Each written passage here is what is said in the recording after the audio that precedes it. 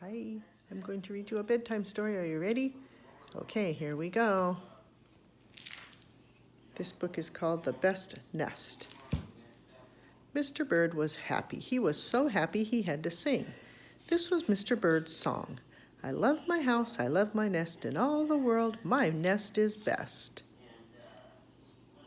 Then Mrs. Bird came out of the house. It is not the best nest, she said.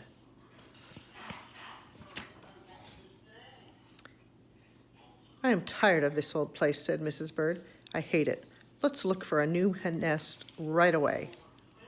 So they left the old place to look for a new one. This place looks nice, said Mr. Bird. Let's move in here. But somebody else had already moved in. So they looked at another house. This one looks nice, Mr. Bird said, and there's nobody in it. You're wrong, said Mrs. Bird. This house belongs to a foot. So they went on looking. I like this one, said Mr. Bird. It has a pretty red flag on the roof. I've always wanted a house with a flag, said Mrs. Bird. Maybe this place will be just right. But it was not right. I guess I made a mistake, said Mr. Bird. You make too many mistakes, said Mrs. Bird. I'm going to pick the next house. And here it is, right here. They flew in and they looked around. Is it too big? Asked Mr. Bird. Oh, I like this big place, said Mrs. Bird. This is the place to build our new nest. They went to work right away. They needed many things to build their nest. First, they got some hay. And then they got some soda straws and broom straws. And they got some string from a sweater. And they got some stocking string and mattress stuffing. And they got some horsehair. And they got some man hair.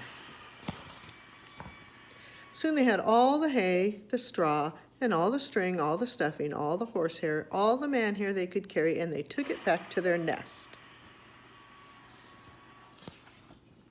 Mr. and Mrs. Bird worked very hard. It took them the rest of the morning to finish their nest. This nest really is the best, said Mrs. Bird. I want to stay here forever. Singing a song. Mr. Bird was so happy too. He flew to the top of his house and he sang this song. I love our house, I love our nest, in all the world our nest is best. He was so busy singing he didn't even see Mr. Parker coming. Every day at 12 o'clock, Mr. Parker came to the church. He pulled the rope, and the rope went all the way to the bird's new nest. The rope rang the big bell right under Mrs. Bird's nest. Bong, bong. Mrs. Bird got out of there as fast as she could fly. Bong, bong, bong.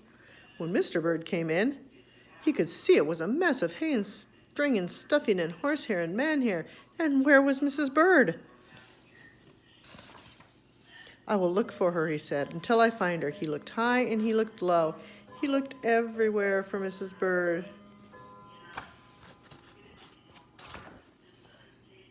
He looked down into a chimney, but Mrs. Bird wasn't there. He looked in a water barrel, but Mrs. Bird wasn't there. Then he saw a big fat cat.